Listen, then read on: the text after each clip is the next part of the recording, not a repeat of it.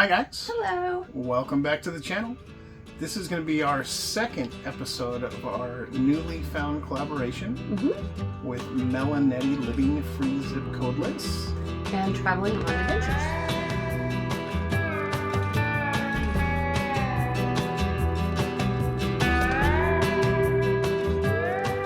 So after you watch our video, do us a favor and go back and watch the videos for each one of these channels. We would appreciate it. It's going to give you different insights on how different RVers do things. Yeah.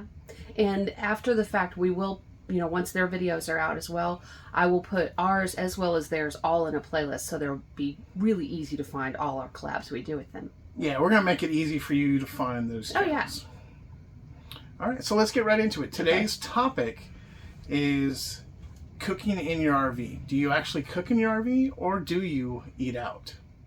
We have a different viewpoint than full-timers because we're not full-time RVers.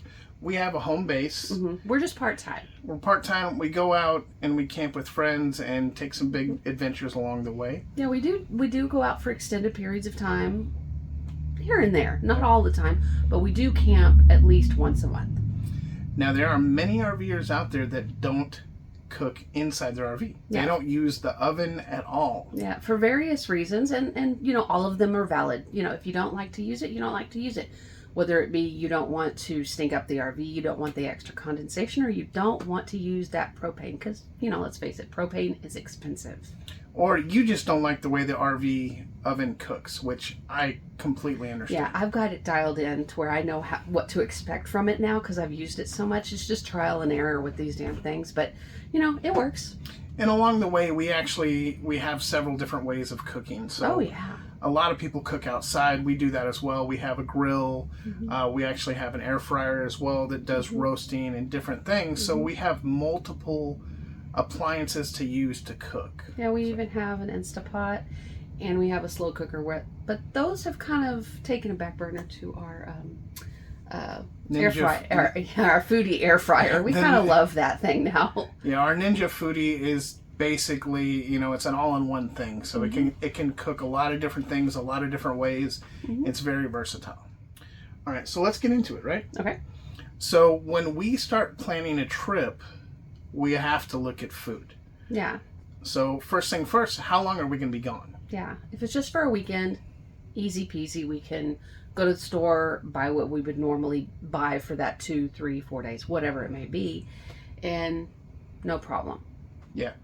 And, if we're traveling longer like we've done a couple of 3-week trips, stuff like that. So what we'll do is we'll pack the fridge and freezer with what we can, knowing that we're going to have to buy stuff along the way. Yeah, there's always a grocery store, so, we can always stock up later.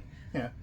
And one thing also, it depends on where we're going. If we're going to a place where there's not going to be a lot of grocery stores around, not a lot of local restaurants to try, we're going to try and take as much stuff as possible with us. And one thing we like to do for busy travel days. So what we do is we try and make travel days so much easier on us. You travel all day, you got to get there, you got to set up. It's exhausting. Yeah. So what we do is we will do a travel day meal that we will prep ahead of time. And then all we have to do is heat it up when we get there, sit down, throw on the TV or whatever, and just relax. Yeah. Maybe have a cocktail. Yeah, possibly. But, on those travel days, frozen meals are a great idea. And I personally don't like the frozen meals that are out there. You get much less food, and it's just not as tasty as it used to be. So a home-cooked meal that you freeze yourself and then can prepare, just in a few minutes makes all the difference in the world, actually. Yeah, and cooking the meals ourselves, we know what the ingredients are. We know where it's coming from. We do try and eat on the healthier side. We try and do more of a low-carb diet. So that helps us stay on pace with that diet. The more we can cook ourselves, the more we can save, the more we can travel more, go on more adventures, see friends, stuff like that. So we talked about preparation. We talked about finding out how much food we need for the trip. Yeah. And also, like we said, depending on where you're going, what's going to be available. Also, who are you camping with? Being able to cook our own food and stay on a budget allows us to go out and have meals with friends when we're camping with friends. Yeah.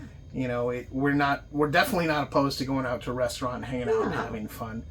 And we do enjoy cooking our own food, you know. And we also enjoy cooking for other people. Like if we're camping with other people, a couple of nights we've, you know, smoked a brisket ahead of time and brought it with us. Or every New Year's when we go camp with our friends, we make lasagna for them. So, you know, things like that. Yeah, we're not afraid to knock out a full meal out of the RV. Yeah, I can do 2 lasagnas in the oven, no problem. Yeah, we've definitely learned to maneuver around the RV to cook big meals in our tiny little kitchen. As you can see, with us standing here, this is pretty much the whole kitchen. This is the kitchen. So we do utilize, like we said before, the outside grill, the Ninja. We have a small pressure cooker that we keep in here as well, so we can cook pretty much anything. Yeah. You know? And we have. We're not afraid to do it. It just all depends on how much time we have. You know? We like to try it. We like to. That's an adventure of itself. It's trying to figure out what we can cook in this kitchen, because if we come up with an idea for food, we go ahead with it. Yeah. Now, full-timers, you know, you've limited on space, you know, depending on how big your refrigerator is. Oh, yeah.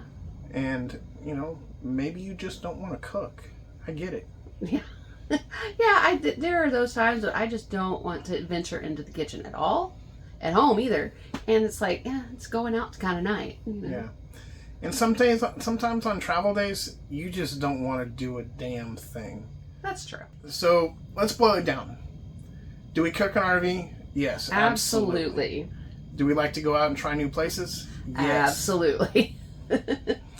But, you know, with budget constraints, it's just easier for us to cook in the RV, prep and plan for as much as we can for the trip, and adjust as we go. Yeah.